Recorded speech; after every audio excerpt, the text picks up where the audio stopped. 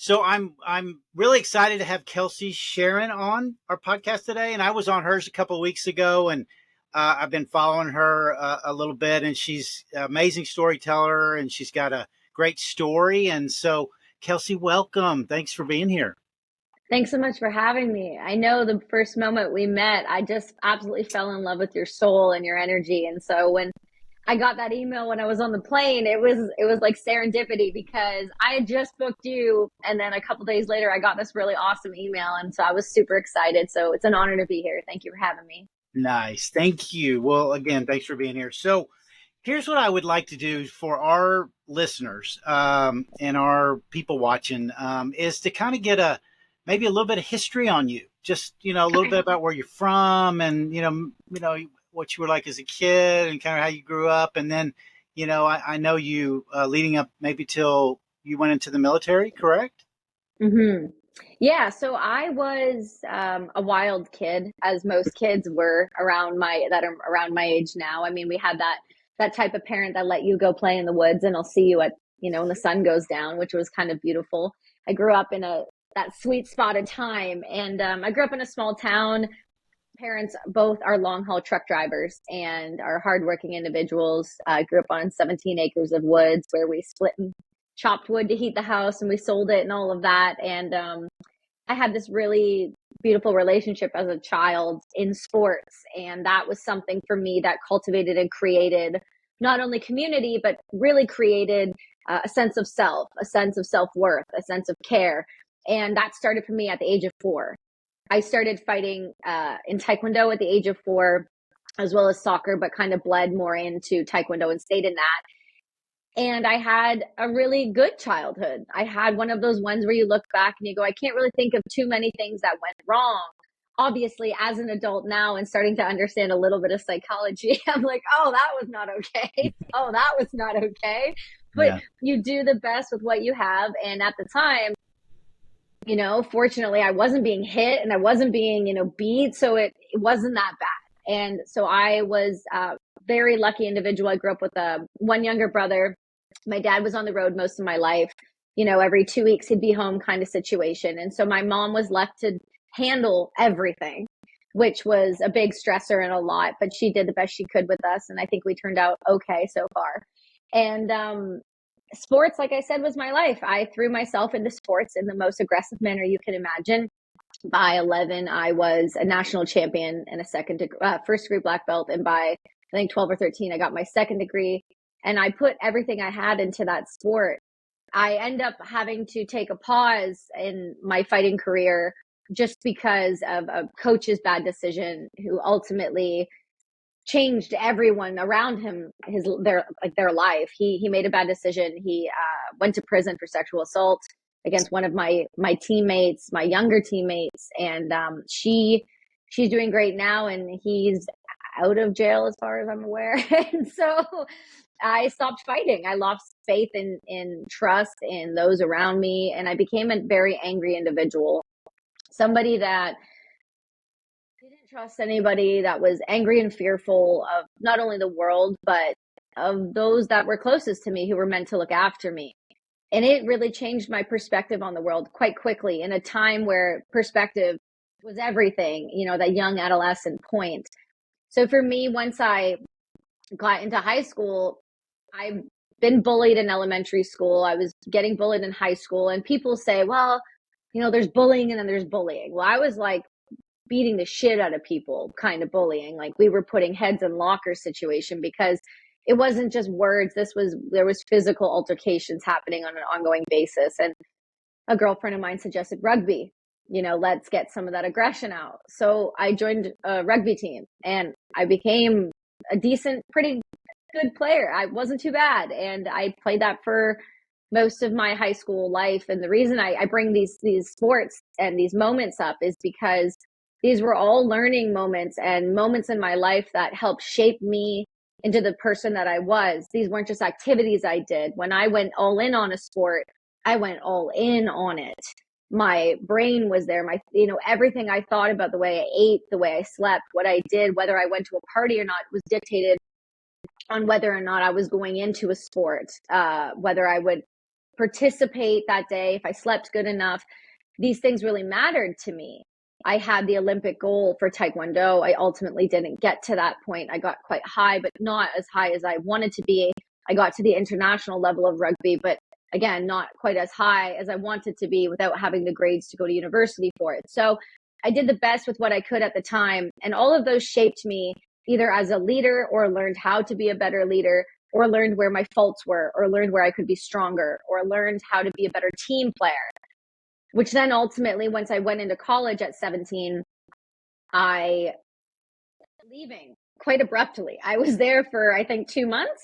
And then I realized right away that I was not meant to be in college. I was not a college student. I wasn't a college athlete.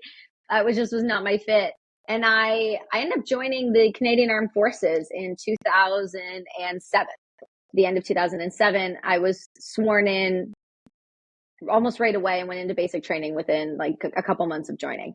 And, it being September 11th today is ironic timing for me to tell this story, because I was 11 years old when the towers were hit. And I remember watching them on the TV with my mom in the basement. It was like a moment, like everyone has that moment where they're like, where were you on 9/11? It's just kind of one of those things. And I remember it very vividly because my dad was not far from New York City. He was on his way in the truck. And I remember my mom waiting for my dad to call on the payphone to say, hey, I'm okay. And you don't realize the things that happen in your life until, hindsight's 2020, or you can plot dots on a chart and go, okay, my life started because of this. I did this because of this. This was a catalyst point. Well, 9/11, like a million Americans I know, a million people that I know have served, or family members that were there, or people that just worked in the type of commerce that involved around, things around 9/11. Every single person has a story. And 9/11, I didn't realize would shape my life. But, 7 years later, I joined the military to go fight in a war that started 9/11. And so looking at today as that moment, it's a really interesting time to actually kind of tell this story and talk about it. But it was a profound impact on my life, like it was to so many people around the world. Me being Canadian, we're right above you. It affected us. It affected everyone in the world. And we need to remember that this was a moment. And so I look back at my life and realize that I made for more. I just didn't know what that was going to be. And unfortunately, the towers being hit was the jumping point for a lot of our lives, for a significant amount of my generation's life. So I joined the military, and that's where we got to, and off we went. Yeah, that's amazing. And yeah, I mean, talking to you last time and now understanding a little bit more about your history and things like that, because I think I mentioned to you, I know, I can tell a strong woman, from my upbringing with my mom. And, that's, I can imagine, what your life was like. I can kind of see it. That's why I love listening to you. It's very vivid. And so with the military and all that, so you kind of developed a lot of the leadership skills before you even got in there. Is that correct? I would say without even realizing it. I mean, Right. I'm not saying I'm a perfect leader and I know everything in that aspect. I mean, sometimes I sit down and talk to friends that I know that are the truest leaders that you'll ever meet. And I go, oh my gosh, I wouldn't even have thought of that. That was that was so smart. That was so brilliant. But I was set up as a leader because I was in an individual sport where I had no one to rely on but myself. And then when I went into team sports, I knew how to rile someone up, which means I could do it to a team. I could lead a team to success. Most of the time at that age, though, whether I want to admit it outwardly or not, I was a control freak because I wanted to win, and I didn't know how to work in a team setting very well because teams let me down, right? You got to remember, my coach let me down, my team, my network let me down. So how could I then trust this team to do what I needed them to do? And so I probably wasn't a great young leader in that age, but going into the service, I really learned what it meant to be a bad leader and what it meant to be a good leader. Yeah, I think what's really important with leaders, and something I really preach pretty heavily, especially right now, I'm kind of going hard on LinkedIn a little bit with this, but you have to lead by example. And, one of my tag things that I say after most of my posts I put up are, lead by example or just get out of the way because it doesn't, Hmm. everybody's just watching now.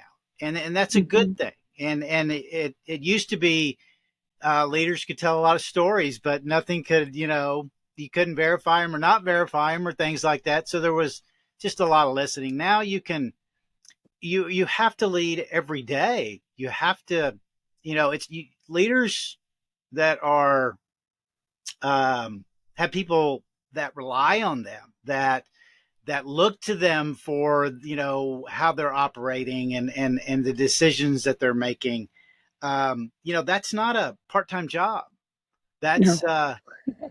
you got to show up every day if you're going to take that responsibility on as a leader. You have to show up, and that's I think just listening to you and things like that. I think I hear a lot of that in you. And look, young leaders, you got to feel your way through, and you've had some circumstances that like you said, you had a very important person in your athletic life that betrayed the whole system, and that's a tough one. That's a tough thing to then trust. But Hmm. having gone through that, that just makes you better. Once you figure that Absolutely. out, once you push through it, once you go ahead and step in the ring, go ahead and see how it works out. I mean, you've got that to draw from. That's amazing because Hmm. the best leaders are the ones that have been through it, understand. You're empathetic from others like you that may have had those experiences that are looking to you to, well, how did you get past it? How did you, still so yeah, the leadership thing is really important in today's world, and it's a letdown across the board because again, leading by example, showing it instead of talking about it. I think that's the post I put up today was a lot of was just again you have to be able to talk about it. Not you have to be able to as a leader point to what happened yesterday that Hmm. you moved the needle, that you inspired somebody. So many leaders hang their hats on things that happened days gone by, and it's Hmm. usually about them. It wasn't about and they just don't say it, but if you read through it, you can hear it's just that whatever that accomplishment was on the back of others, but they don't Hmm. recognize them. They don't talk about that. There's very few that have that presence, and that's because Yeah. there's very few that are real. So I'm glad you call it out because here's the thing. I don't know if it's just not well received by a woman or if it's just not well received by many. But there was a post I did probably 2 years ago now, and I remember it so vividly. And the reason I remember it is because I had one of my books here and I used it as an example and I used it as a pyramid example. And I was like this, and I was like, do you see the top of this? There are some shitty people up there who say they're leaders. And that's a hard topic because people don't want to be confronted with the idea of what it means to be a leader, nor do they want to be confronted what it means to make a leader, because not everybody can be a leader. You have to have had that stereotypical, you know, that thing that makes diamonds, that hard stuff, that real stuff. And if you don't have that, you can still lead. You can still be leading a sales team, and you can still lead a leadership team and all of that. But there is that grit about you that is missing. That part that people don't get when you don't have the person who was like, for the past decade and a half, I wanted to kill myself every day. And every day I had to fight with myself to get out of bed. Like, if you haven't had that struggle because of life, because of your career, because of what you chose to do after a post career, like if you just sat down and was like, I'm going to be a leader and I'm going to start writing books now, it's like, okay, that's super good. And I'm good for you for getting out there and trying, because nobody doing more than you will ever, ever, ever shit on you, ever. No one doing more than you. It's always the people below you. And so, as long as you're trying, I believe that's fantastic. Now, when it comes to you taking money from people or being a leader or a coach or something along those lines, and you really haven't walked through it, I don't believe you. And feel like it's fraudulent, and nobody wants to say that because there's a million, like, I'm an integration coach, there's a million of us, there's a million people who talk about motivation and mindset and psychedelic integration and all of the mental health aspects. But bitch, I've been here doing this for a decade. Don't go there with me. I like, this, I have these things in my life, that I stand really true to, and I'm quite aggressive about. And that is simple things like Suicide Prevention Month is September. It's right now. Yesterday was Suicide Prevention Day. Suicide Prevention Month and day are not months and days to me. They are 365, 24/7, trying to keep my community alive. They are not an Instagram post. They are not a social media topic. This shit is my everyday, and all I do is answer the phone.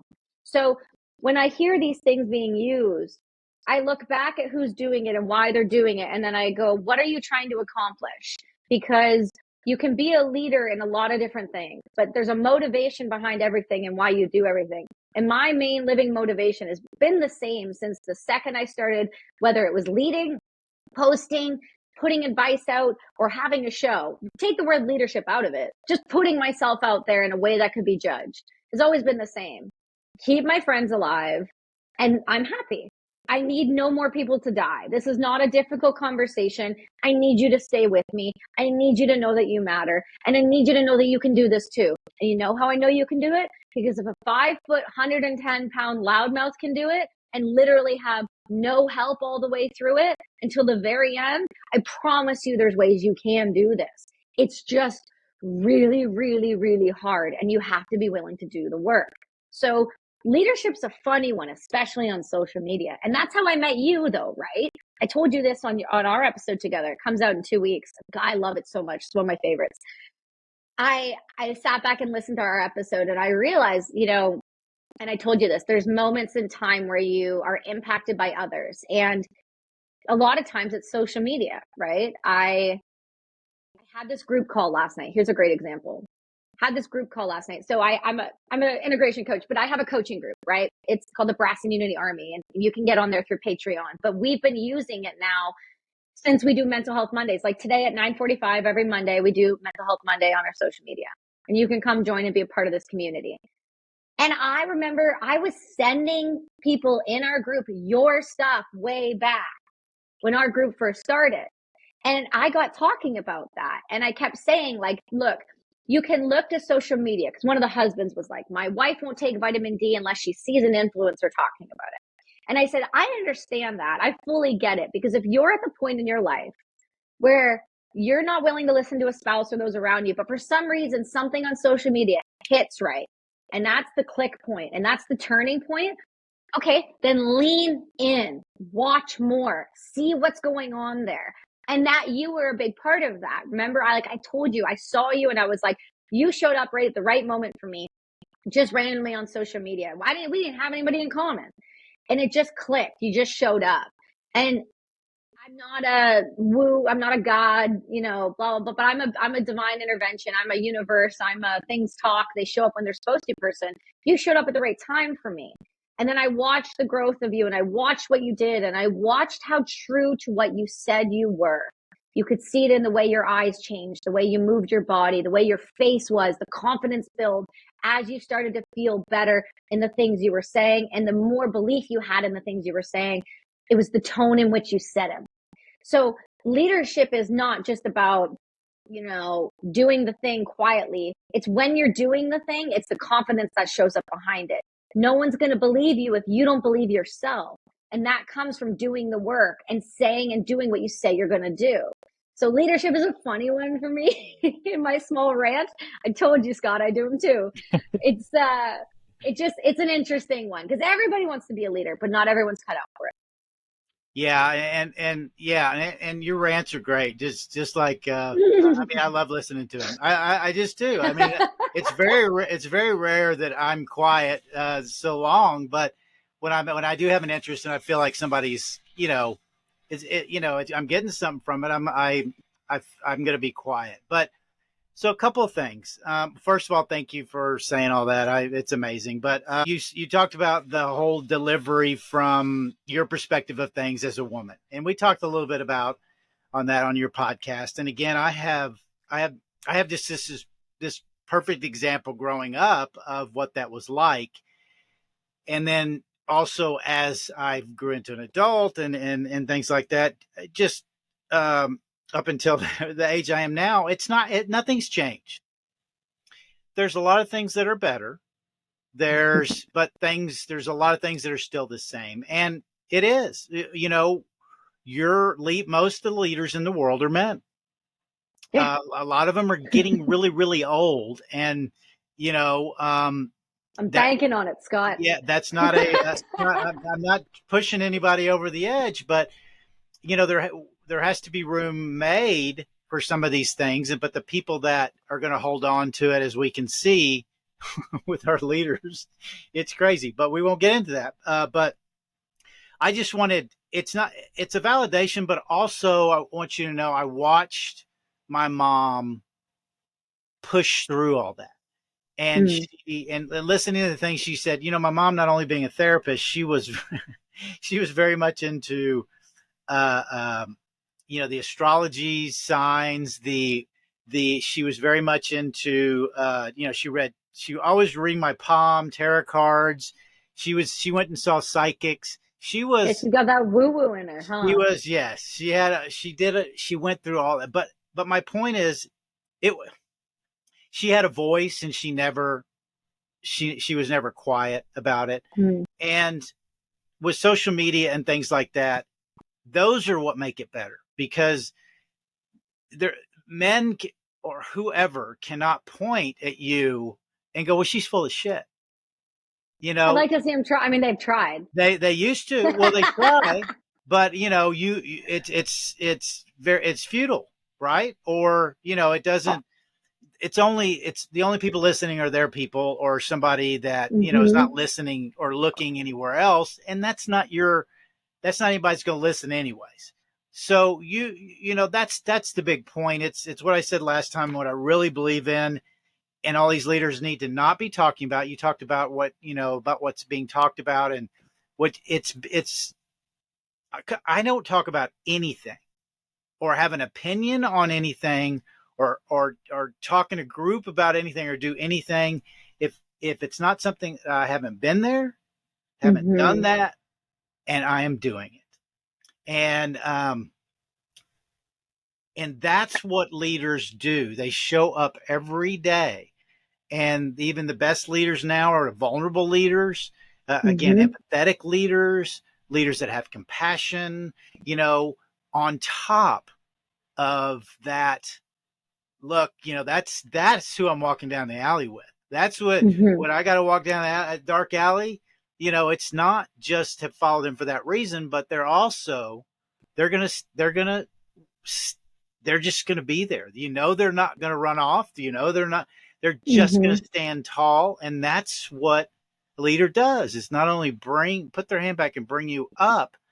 They're behind you. They got your back. And Yeah. how great is that? It's the best. It's a good feeling when people feel confident around you, because when you're having those moments where you don't necessarily feel confident in yourself, and that could be for any multitude of reasons, whether you're exhausted or something had happened or just something set you off and you just didn't feel maybe 100% on your game. In those moments when somebody looks at you and you can see that they have trust in you and belief in you and what you're saying, and they're holding on to every word because they need support in some way, shape, or form, it's a powerful moment. It uplifts you and goes, okay, you know what? They believe in me for a reason, and I know that. I told my group last night, we were having this call, and we issue challenges every month because I like to really try to push people outside their comfort zone, because that's really where growth lies. And Yes. everyone, if they've listened to your show or listened to you, they know that, right? Nothing worth doing is ever easy, and Do nothing hard worth stuff.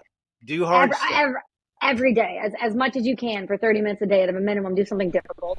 And I don't even mean physically. I mean, movement, of course, 30 minutes, a minimum of every day. But I mean, do something difficult, learn a new language, read a book you never would have read before, maybe one you need to use a dictionary every 2 seconds for. Like, do something hard that is hard for you. And I was saying to the group, look, I did this bike ride yesterday and I got to kilometer 80 and I wanted to absolutely die. And it wasn't because it was the distance, it was because it was the elevation, and my TBI kicked on and I had nothing left to give and I had another 40 to go. And I knew that if I stopped, I would hate myself. And I mean, I would have berated myself to the point of just into the ground. And I couldn't allow that. And I couldn't allow saying, I'm doing these things, I'm showing up at these places, I'm putting my effort in, and then just to quit just because it got hard. So instead, I just started arguing with the voice in my head. And people must thought I was crazy. They're riding by me or going near me, and I'm just cussing myself out. We're not doing this today. No, we are not doing this today. And I got myself to the point where eventually the voice shut off. And then I finished that last 20K and I got it through. But the point is these moments are the moments that make you. These are the moments that decide if you really are who you say you are. And this could be in any aspect of your life. It could be finishing a project at school. It could be showing up on time when you said you would. It could be, being that parent for the kid, even though you're too tired. These are the moments that you get to choose and decide in your life. Am I going to be so-and-so, or am I going to be exactly who the hell I said I was? And so you have to decide. No one's going to do it for you. No one's going to make that decision for you. You have to live with that decision at the end of the day. No one else. That's why I love individual sports because it works so well for me. No, and you just made some great key points around what, as hard as it is kicking your ass on that bike, and just putting your body to the test, and everything's gone, and it's one of the things I picked up from I love that got my mind working in a different way too was with David Goggins with the 40% rule he put out. I'm not sure, do you remember that, or if you've read that? Yep. But it's whenever you think you're done, you just there's just nothing else there. That's your mind. Your body has 40% more. So get after it. And then you hear that, get after it. But those are that is to me what I would love people to get to. That is to me the most amazing place to feel yourself crushed mentally, physically. I've done that at hiking, all kinds of things, and then keep going. It changes everything. It changes everything. It quite literally takes your paradigm and where you live and that vibration, and it goes, okay, and this is the moment where it will change, and people will go like, how do you raise your vibration, or how do you level up, or how do you get to the next step? It's not by posting more content. It's not by reposting more motivation stuff you've seen from people. It's by when you're at that point in your life and that moment hits you. That's your decision point where you want to level up, where your body gives out and your mind gives out. You either say, yes, I'm going to do this. Too bad. I don't care. I'll deal with the pain later. Click, boom. That's where you hit that next level. If you don't, you not only stay where you were, you click down a notch because you gave in to that body. It's like giving in to a toddler. You have children, so you get this. Mine's 7. He's a psychopath. He's on a rampage lately, I'm telling you. And I literally said to him the other day, he's like, Mommy, he was like at a birthday party, like, and he was going hard on the paint, and he scraped his leg, and he comes over, and I looked at him, and I said, do you actually want to go home, or do you want to keep doing what you're doing? He looked at me, and I said, this is your moment, and he goes, I want to stay. And I said, there we go, because it doesn't matter what you're doing. You don't have to become a road bike racer. You don't have to become an ultra marathon runner. You don't have to become this crazy bow hunter or this whatever. These moments happen on a daily basis.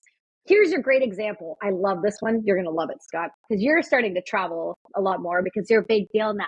And so here's what happens. You get to the airport and you're faced with a moment. What do you always take? Okay, wait, stop. Paul, I can't hear her. No. Okay, you're back. You're back now. Say that again because I know it must have been great. Okay, I must have been great. I paused. You knew it was a moment. Uh-huh. I said, so we all get these moments in life. And I said, because you're a big deal now and you travel a lot. And I went like this. I said, you're going to be faced with these moments in everyday life. So in those moments, here's a great one. And people are like, these moments need to happen in fitness and that. They don't. These happen on a daily basis. You walk into the airport.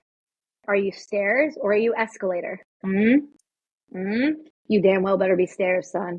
If you're in my circle, you're stairs. I don't care about your bag. You're stairs. Yeah, I You know don't why remember you're the last time stairs? I've been in an elevator.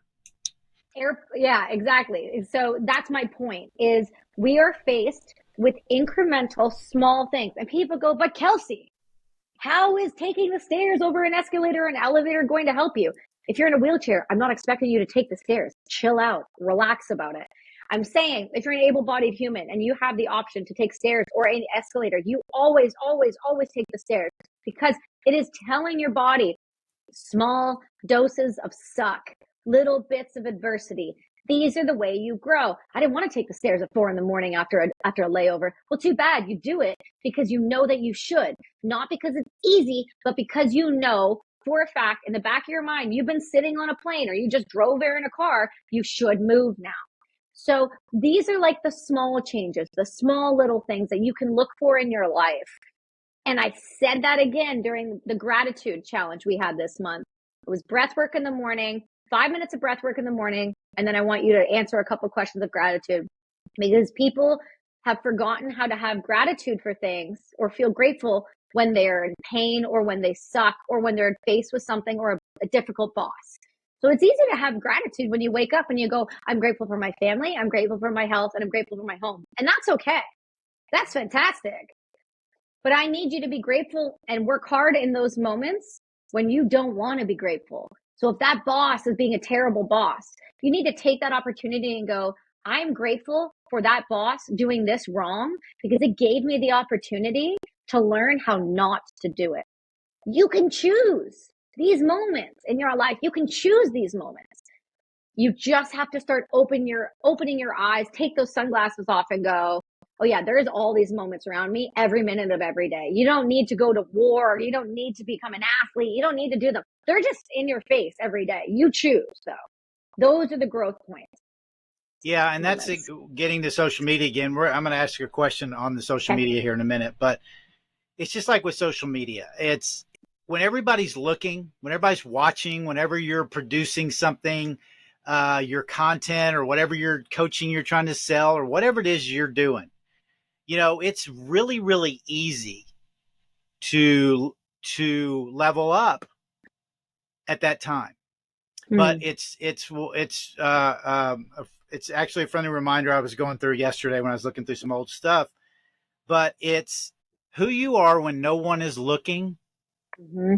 is who you are, Mm-hmm. and there's no turning it on and off. And it's you're either living that way when nobody's looking or not, or hang on, there you go. And it's that's all the things that you talk about and you present and you are very fiery. That's why I It's a think word that, for it. well, no, I think so. This gets back to so let's shift gears for a minute because I just love Cool. what happened just there, but I want to get a couple other things. So Okay. this is basically the question, and we'll go with it however. But Okay. tell me, really, what is your relationship with social media? What is Mm. professionally and individually? What is your struggles with it? Your relationship with it? How do you really feel about it? Value or not? I love that. No one's ever asked me that. It's about time someone asked me a different question. So thanks for that. I Sure. appreciate that. Yeah, social media is it's an interesting one with me. I'm really that type of person who I need to be in, I'm not like oh, I need to be in nature. Like I am not a good human. I'm not a nice I do. person. Yeah, like I'm not a nice human being to anyone if I haven't been in the woods at least once a week, excuse me, or been in the ocean or been in the backyard grounding for hours. If I haven't moved my body consistently, I'm just not a good egg. those demons come out in their own way, but it's whether I'm a little snappy or I'm not, I don't hold the door for someone, or I'm not paying attention outside of myself. So social media is a bit of a struggle for me. I did have somebody doing it for a little while because I did need a hard break from it. I went through a period of time there where online was not a lovely place for me. And it just got to the point where it wasn't healthy and productive. So I knew I needed to take a step back. In saying that, I use social media as a tool. I view it as a tool. It is not something, you'll never see me on a social media platform just scrolling for the hell of scrolling.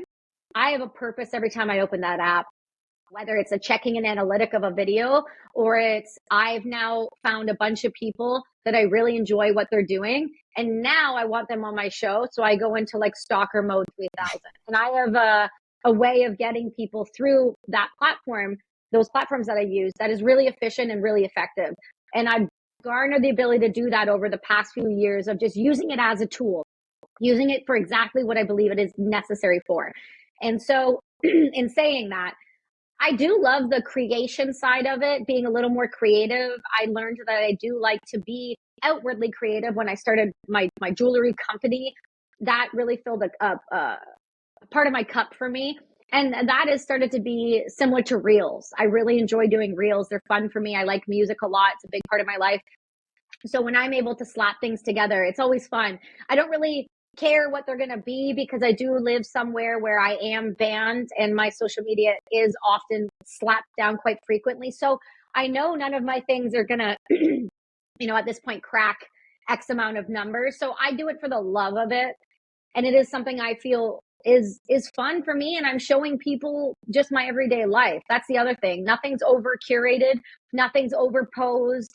It's literally like, we'll be doing something, give me 2 seconds, snap, boom, move on. It's a part of my life. Everything you see, I'm doing. I'm just doing. So I might as well take a photo or a quick 30-second video of it, because I think some of the stuff I get to do is unbelievably cool. It's mind blowing. I'm living a life that if you would have told me when I got out of the military, when I was at my lowest of low, when I was drugged out of my mind and suicidal beyond all get out, where I didn't know if I was going to be here from day to day, and everyone was always kind of waiting and watching, that I would be sitting right here right now with a book, with a company, with a husband, with a kid, with a healthy marriage, with a healthy body, a healthy mind, a new perspective on the world, and a new way to help others.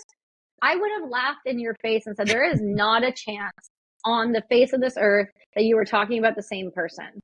And that's because I just didn't see value in myself. I didn't love myself. I didn't think I was worth listening to.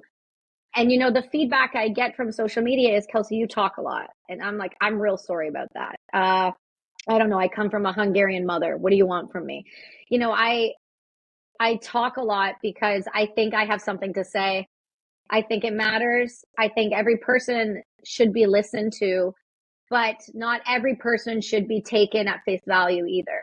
So I try to show up on social media the way that I live my everyday life. I don't try to pretend that things are bigger or smaller or more exciting or, blah, blah, blah, you name it. I just try to be, this is who I am in this chapter, in this evolution of my life. That's going to change. That's going to evolve. Because if you don't change and evolve as you grow, what are you doing? What's it all for?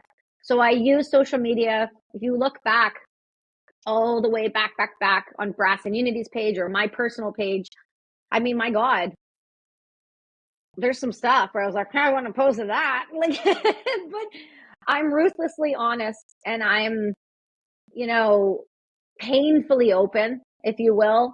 That's why I wrote my book. That's why I do what I do. That's why I put myself out there. I put myself out there to be criticized. I put myself out there to be judged. I put myself out there, more importantly, because people like me showed up when I needed help. And now it's my turn to return the favor, to help those people that don't have anybody else. And if it helps one person, more than worth all of the hate and struggle that social media gives me. So and yeah, there's pieces of social media that you have to be relentless. You have to be ruthless. Mm-hmm. You have to have that sense to because a big part of it is getting into that mind space of understanding that other people's opinions don't matter. Mm-hmm. Especially the unsolicited ones. Now, you want to Oh, those are ask fun. somebody and say, hey, can you tell me what you think about this? Then of course you're opening yourself up, and that's cool. That's what friends are for, and relationships, whatever. But the unsolicited ones, the ones that are there, they just don't mean anything. Mm-hmm. I don't think I can even get through reading them anymore if they're more than 4 or 5 words. It just doesn't matter. Why are you doing that? It's, but though Well, we know why. Go ahead. most people are hurt. Most people. Okay, Yes. so I love this, right?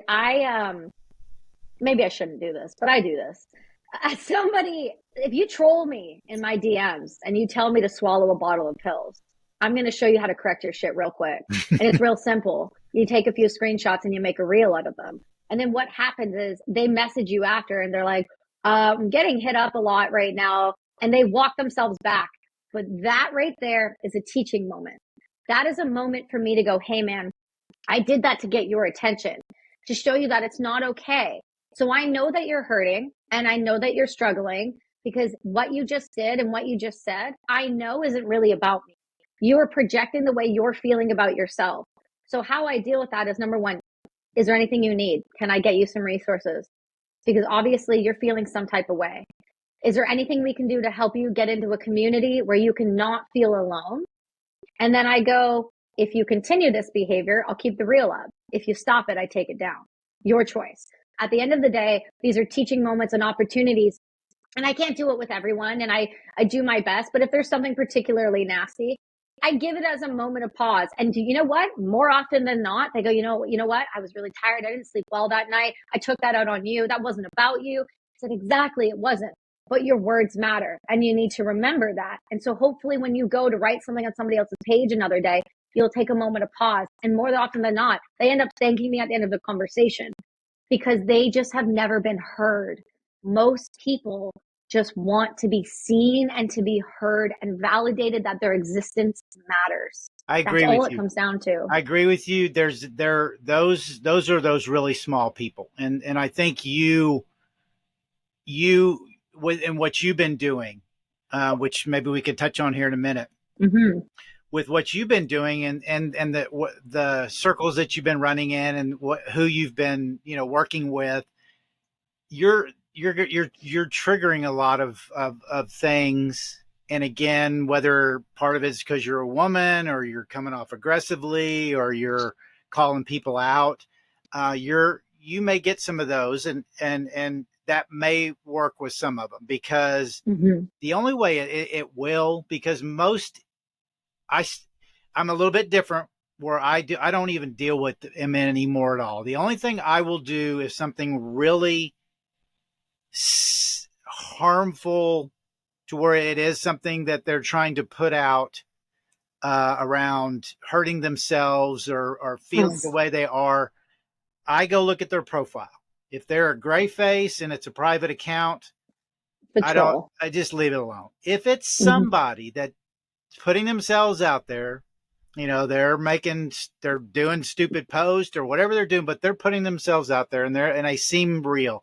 The only thing I will do is what you just said here a minute ago, was I'll say, are you okay? Mm-hmm. And if they don't answer, I leave it alone and move on. If they do it again, I block them. So my point being yeah, I think you have to figure out whatever it is you're doing. You're really in this niched out kind of space. Not saying niched out in it's insignificant or small, but it's No, something I'm that's not just, talked about. It's narrowed down, and it's in a lot of ways it's needed.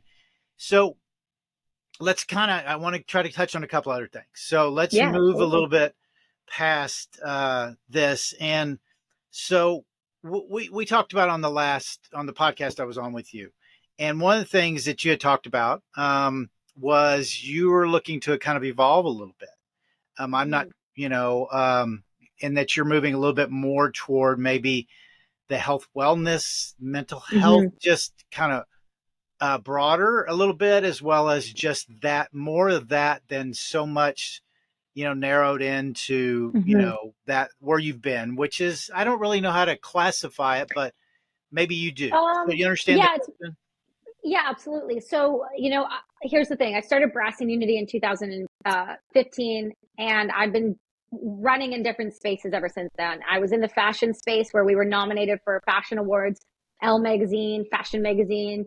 We were in that space. So I did that for quite some time. And that was trying to, educate civilians about mental health and what our veterans and first responders go through. And you're fighting a losing battle there at some point because there's so much mental health people couldn't, respond to it. Plus the war was still going on and they didn't want to hear about it. Then I shifted more into the military space in about 2019, which is where I'm from. I just was trying to, my whole thing was let's market to a mass market and then take those funds and put them back into the veteran fund. In saying that, I stepped myself into the podcast world. It'll be three years next month that my show has been around. And I started interviewing what I would consider people in my community. So the veteran and first responder community. What I realized though is eventually you're going to be, if you're doing things right, you're making enough noise, you're going to garner attention with that. I've got a seat at those tables. And that's not an ego thing. That is I've worked my way up. I've been on all the shows. I've sat with all the people. I do the things with the community. But I've evolved from that.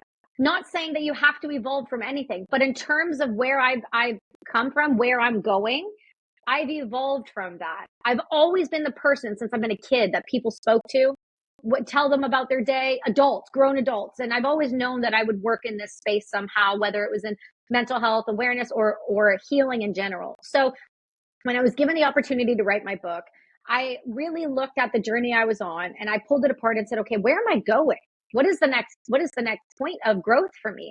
And that was moving into, people don't like the word coaching, but if you want to call it more of a leadership space, I am a psychedelic and addiction integration coach. This is where I'm trained to do.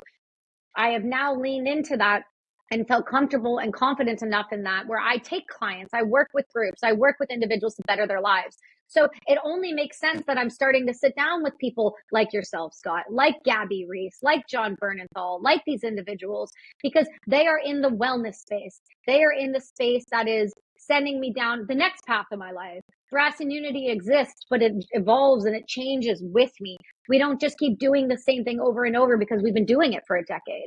So for me, I'm starting to have different conversations. Dr. Gabrielle Lyon really starting to break down how I got through those things, the PTSD, the MDD, all of the titles, the medication, and showed people a better way of life outside of it. So that's what I meant by growth and evolution. It wasn't that I needed to, it's that I wanted to. And I know that there is a bigger space for me and I deserve a seat at that table just as much as anybody else. The PTSD, and that's what I used to always, first of all, I never dealt with my trauma again for until I was north of 50, but I just never, PTSD always to me was this military thing, was this horrific.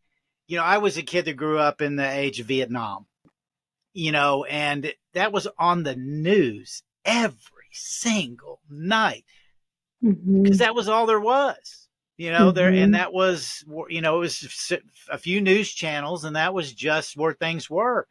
And but I wore the the missing in action, because there were so many missing in action. They used to have the Yep. missing in action bracelets and did all that when I was a kid. And but anyways, I always just, and so I never, until I really started getting into cognitive behavioral therapy and looking at different things, and it just dawned on me that I just never understood trauma is trauma, Mm-hmm. whether you're blowing people up or getting blown up, and that's, I'm not minimizing that at all, or whether I almost knocked my mic down, or whether you're just somebody's just beating you the hell out of you every Mm-hmm. day, and raging Mm-hmm. on you.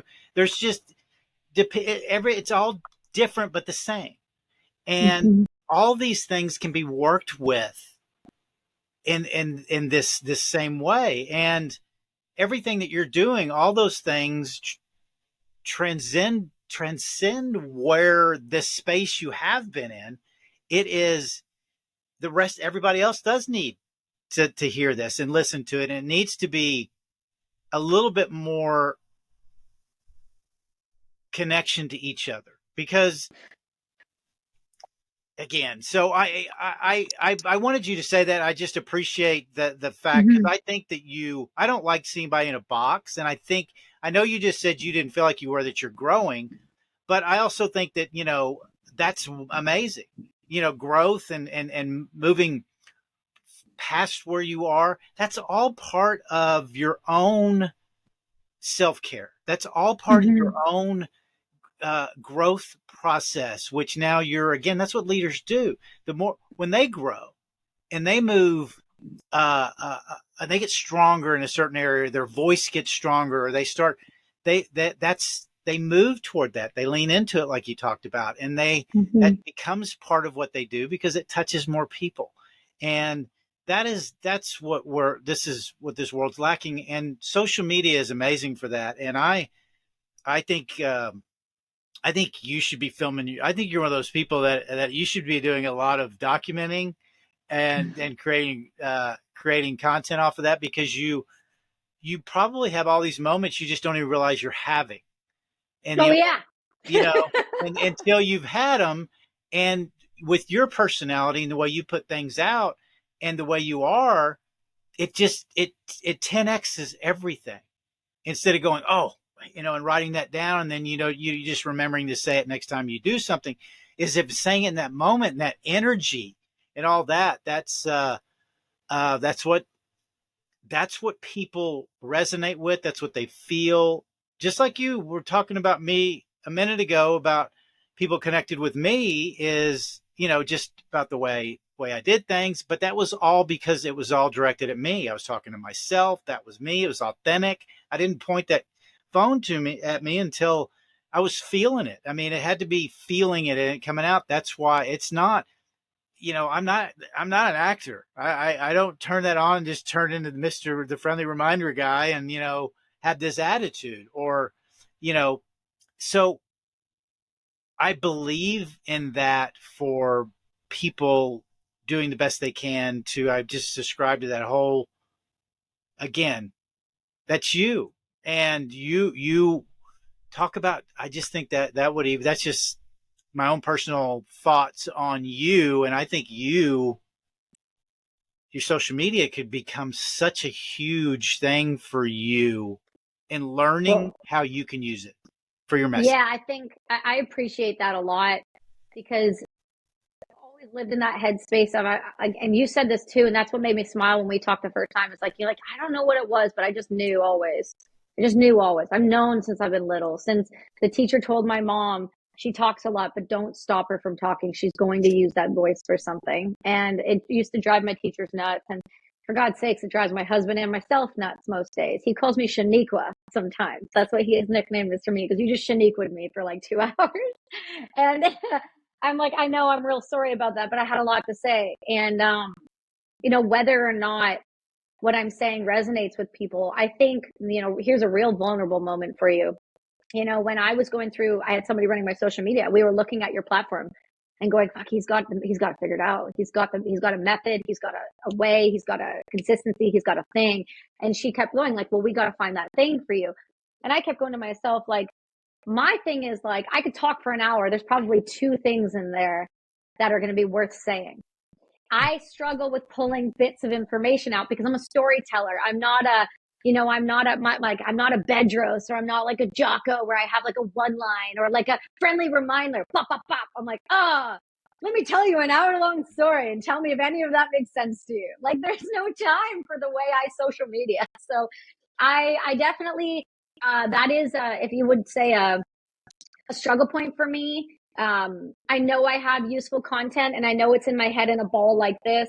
My strength is not pulling it down in a linear fashion. That's where I struggle. That's why my book is so long. That's why that's why I talk so much because I have to talk it out. You know what, Kelsie? Just from what you said, if I was coaching you in any way on with social media, because you just said it and you kind of just brought it right up front. Your strength is long form. Mm-hmm. Okay. My strength is short form. I You, wish well, mine you're a was. great, you're, no, you're a great storyteller. It's different than because with me, I just get really worked up and it doesn't even out very well. I then start losing my thoughts and I'm jumping here. It's a different thing. That's not a criticism or negative. That's just the way I am, and I have to work with it. But long form, I have no idea. I haven't even looked and see if you've got YouTube going on. I'm not Oh sure yeah. if you put your podcast up, and Yeah, we I have do know you chop stuff up and put it on your stuff, yeah. but that's what I'm saying. Documenting, you should, again, long form Hmm. is your strength, and you can Yeah, then well, bust that up in all these little bits. that's what we're trying to do. I put out 150 pieces of content a week on YouTube. And it's not a small amount of What are content your by numbers? What kind well of well followers, so subscribers? here's what we just started. Here's what we just changed, right? So I live in the, I do, and I know you don't like to talk about this stuff, so I'll make it as broad stroked as possible. No, I'm serious though. This is really important. I live in a place that has a bill called Bill C-11, which covers the internet waves, okay? Which covers YouTube and Google and anything that you put up. I am a Canadian content creator. We are heavily shadow banned, and our ability to grow is very much dictated around this bill. When this happened, this has been something I've been talking about in Congress about why this is not okay. It is what you guys are trying to put in called the TikTok bill. Okay. We already have it. It's Right. called Bill C-11. Okay. So it censors people like me who speak for or against a specific topic. Let's just leave it there. My YouTube, we changed strategies 3 weeks ago. Okay. I used to only post 10 pieces of content, my full episodes, and then we would put out 10 pieces of clips. And I book, record. I'm not sure. There Ah, you go. There you go. sorry. I don't know why that happened. Where did you lose me at? You were just talking about what you're speaking and stuff like that. Okay. So within that, because of the bill, we've had to change up our algorithm and what we do to try and kick things into gear. So we changed it 3 weeks ago. And I book, I produce, I record, I edit, I post, I do it all for all platforms. Yeah, all YouTube, everything that you see that's out there, I do myself. So I was only able to do 10 clips a week on each episode because of time management and recording 5 days a week and booking and everything else. In saying that, I started using an AI tool about 3 weeks ago. And I started producing 70 clips per episode and uploading 150 pieces of content a week. Once we started doing that, we've grown almost 100 extra subscribers in that 3 weeks, which is a huge, significant jump for us. How many And we're subscribers seeing, do you have now? we just hit 2,900, which is not much, but that's our No. Well, let me ask you. YouTube right Can now. I ask you some questions? Yeah. This bill you're talking about, and this, obviously Mm-hmm. all that stuff definitely happens. So this is where I might be weak on things, but so what is how to is that because you're putting things out behind in the Canadian? Um, Yes. I'm behind the Iron Curtain. okay, that's what I'm trying to understand. So Mm-hmm. is there not? There's got the first thing that comes to my mind, just a question: is there not any way you can or find or maybe look for? Maybe it's an idea for you. Maybe you've already thought of it. Can you Mm-hmm. not find somebody in the states that can Yeah. monitor a It's all YouTube money. channel? Yeah, I know. It's all So money. It that comes can down to happen dollars. to where they can then upload and do all that for Absolutely. you. Different deal. It's just not that's not financially feasible right now. Is that correct? Yeah. So, yeah, because prior to COVID, I had over 200 retailers with my company. So we were growing very fast with my jewelry company. And during COVID, we lost all of our retailer. We lost our entire brass immunity, had to restart an online company. And that's what we've been doing now for the past 3 years is really rebuilding an online presence and really putting effort in because prior to that, we didn't have email subscriber lists. We didn't have a YouTube. We started the podcast during COVID. And so we started to see that growth happen. we now seem to understand the algorithm a little bit more for as right this moment, and it's making a significant difference. We're seeing on YouTube. My audio downloads have always been high. So Brass and Unity's podcast, the audio, always been high. Spotify, Apple, numbers are amazing on there. YouTube has always been something I've been trying to grow and garner more subscribers on, because ultimately I have paid sponsors. I have great people that work with Brass and Unity and that have supported it for a long time. But I also know that there are a million people out there putting content, but I also know the level of my content deserves to be much higher than it is being seen right now. And that's my personal opinion. Take the ego out of it. The work I put in, the time I put in, the shows I'm on, the people I interview, the first 20 people that were on the Brass and Unity podcast were all either NFL players, Travis Pastrana, you name it, Army Rangers, Delta operators, it doesn't matter. My list is something I am incredibly proud of, because I have garnered every single one of those people individually by reaching out to them and saying, hey, come on my show. And they've seen it. And every single time they go, absolutely, what do you need? So I know it's going to get there. And I'm that person who is not afraid of consistency. I'm that person who says, like, yeah, I get, after five episodes, most people quit. And then after 20, they quit. And then after 30, they quit. Well, we're about to do our 200th episode coming up. I don't plan on quitting, and I don't plan on going anywhere. Eventually, I'll break you down. That's kind of my method to my madness is you'll give in, you'll listen. Eventually, you'll get there. So I know that's a big change for me. I'm interviewing a little less military as I move forward, putting a lot more wellness, a lot more tools, a lot smarter people than me on the show. And really what that came down to was knowing that I was smart enough to have those conversations, knowing where my strengths were not, but still being willing to put myself out there and sit down in front of them and go, hey, what's up?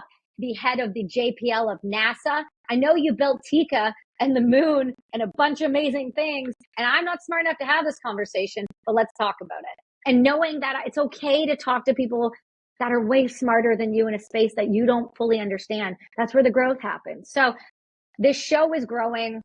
It's going to always be here. And I know eventually we're going to hit that crazy subscriber number, because I have faith in me and I have faith in my guests and I have faith in this show. And so as long as I keep trying, it's going to grow. No, absolutely. There's no way it won't. Out of this new 150 pieces of content you're putting out every week, how many of that are shorts that you're putting on YouTube?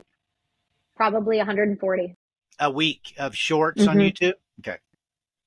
And we're doing them on our social platform too, on social media. That's where your growth is coming from. Oh, I see it. It's 98% of my growth is coming from that rate. I pay attention to everything. It's all short. Yes. So, and reels. I don't, YouTube is my weakest piece because I'm not good at long form. But I put up shorts every day. And my growth is still, runs, a couple of hundred people a month, just because I do that. And I've changed, I've got podcast stuff up there now. I've got book stuff up there. It was hiking and all these other things. So, but shorts are what you're going to get that growth with. And then with what you have going, once those shorts start connecting, those people that are growing start connecting with this other, that's when it's just going to keep moving. So, that's what we're seeing. My problem is just on the other end is the long form but that's something I'm working on. So, but yeah, no, you're doing, look, your message is amazing. You're doing great. Your presentation is great. Everything is about what you do is honest. And that's the great thing too. It's people don't want to see people that are perfect. In reality, they don't want to see that. There's you're going to have those big pieces, but especially with long form and what you're doing, people want to see is they want to see your imperfections. And then they just want to see how you handle them. And that's where, and you've got that piece. So anyways, okay. So Paul, are you okay for just a second?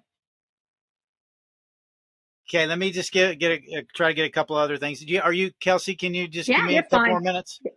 You're fine. So if you would, this is a question I kind of mold or ask most all the guests I've started to, would you give the listeners 3 to 5 things that you don't do, Mm, because they are bad for your mental mm, health. mm. Yeah. There's a couple things for sure. And they sound silly and small and insignificant, but I promise you, if you do these things, you're going to see a change in yourself and your perception of the world. So number one, I don't complain. Complaining is something that we do without even realizing we're doing it. It's a subconscious thing. It's like the weak moments in our life where we're like, that person pulled out on me. Fuck, now I'm going to be late.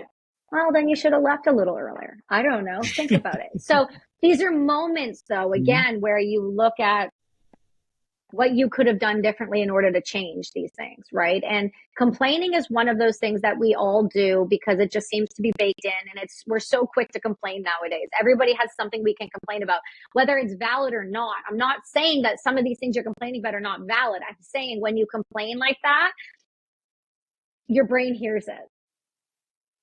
So that's a huge, huge one. So work on that. If you could work on that, I would say work on that. Number two, again, sounds silly, game changer for your body health.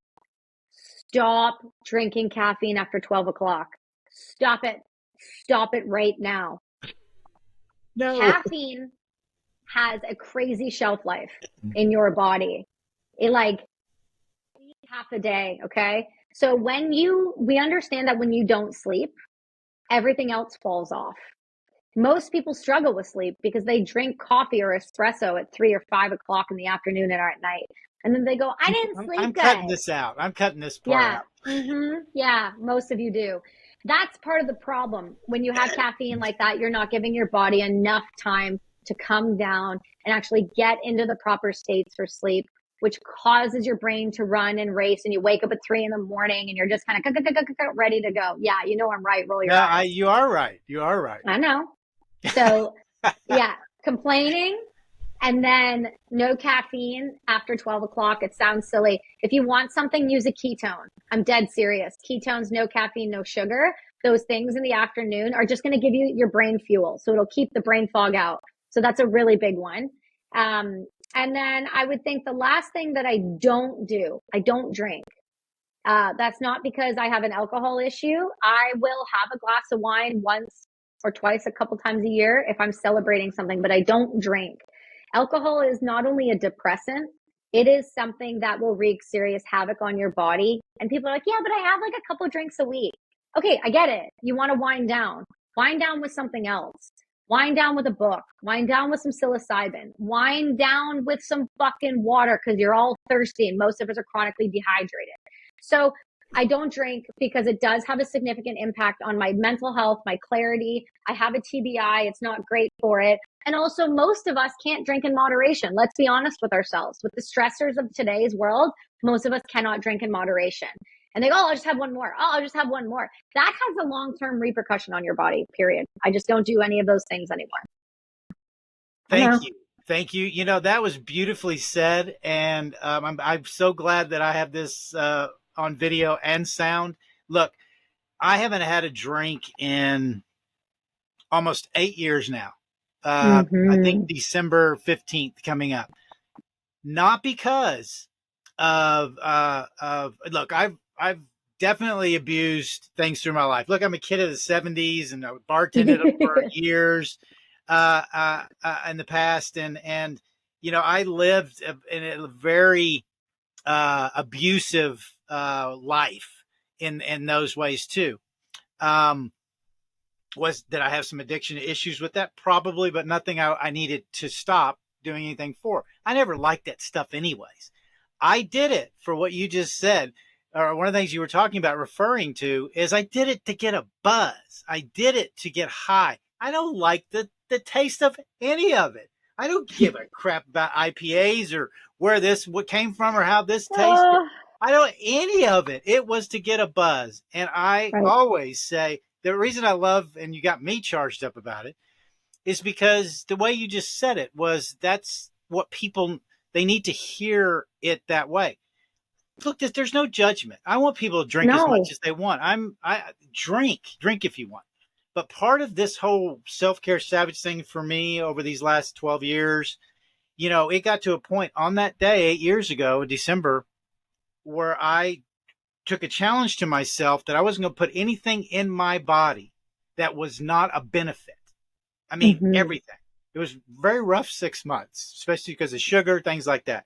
But Mm-hmm. as I went through that and decided to incorporate things back in, I alcohol was not one of them because Yeah. it it just again zero value.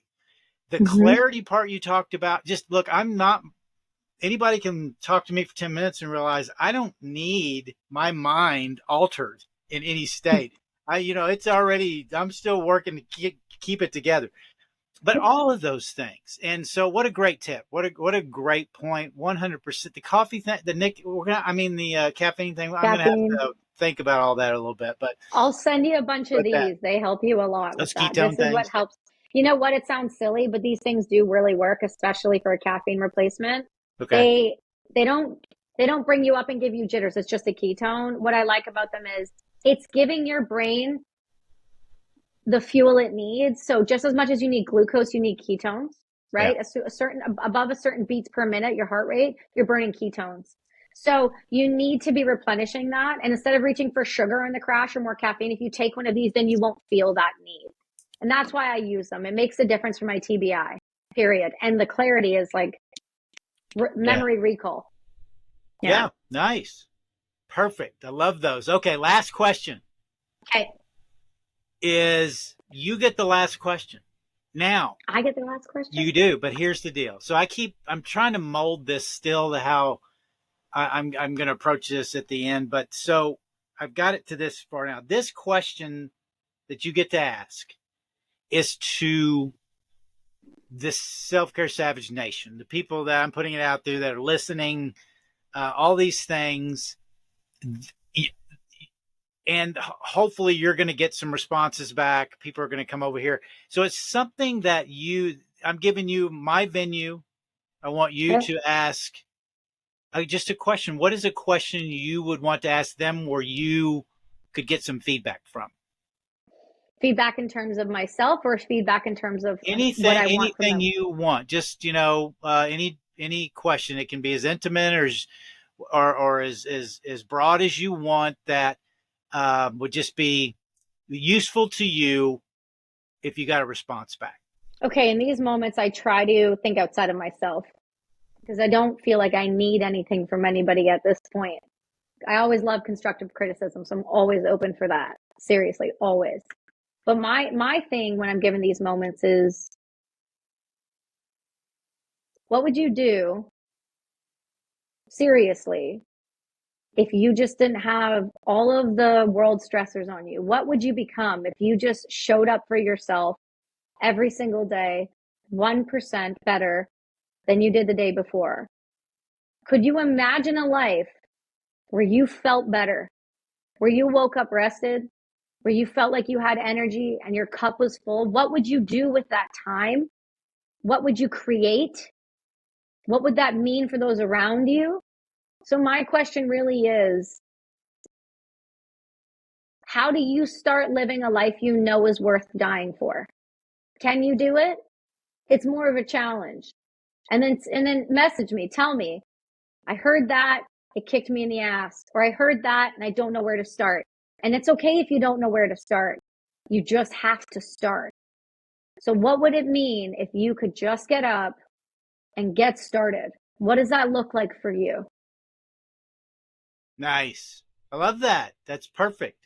Um, Kelsie, it's just been nothing but amazing pleasure just experiencing you the last couple of times. Mm-hmm. And Likewise, my friend. you've got a lot to say, and you've got a lot of good things to say, and you've got a lot to share, and people need to hear what you have to say. So you keep talking, keep kicking people in the ass. That's what they need. We all need that, you know. Mm-hmm. I never needed a pat on the back or hey, it's going to be okay, and let's process this for a while. And no, let's get it. Let's get after it right now. Let's go. Mm-hmm. And I think that's,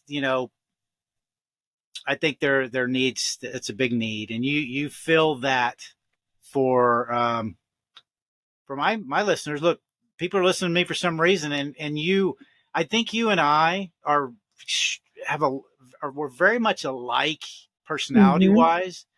I think you could, from what you told me about your past and all that, and where you come from and growing up, I think I think I have to reconcile that you could probably kick my ass, um, as well. So it's hard for me to admit that, but I It's think okay. you. So Maybe uh, used to, anyway, not so much anymore. anyways, I'm so I'm a thank you gentle again. now. Yeah, I appreciate it. And what can I? Is there anything I can do for you? And Paul, you can cut it. Cut it. I think. Yeah, yeah. Yeah. Yeah, absolutely.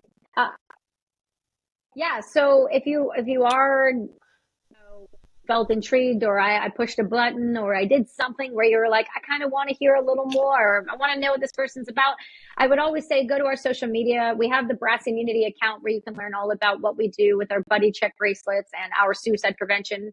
But also I have a social media. It's just Kelsie_Sheren.